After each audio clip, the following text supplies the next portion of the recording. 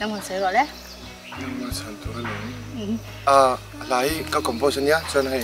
Moi lu tok tak main dongin lo sa.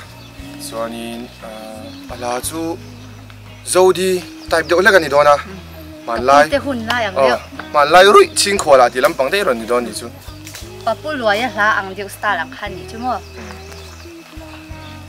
Chuanin ala thu chu cái mà do kìm mi pa có bìm nhìn biết chẳng điều rồi chứ chứ chẳng điều rồi start cho anh ấy đó nãy là chủ động chứ mà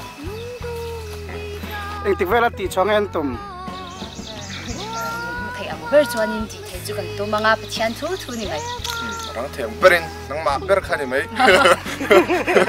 đang mà chi đó này mày tu channel lang anh upload cái mà channel là upload Mary Dong channel khai no subscribe bọc đó nhá không vậy tất kinh like and subscribe like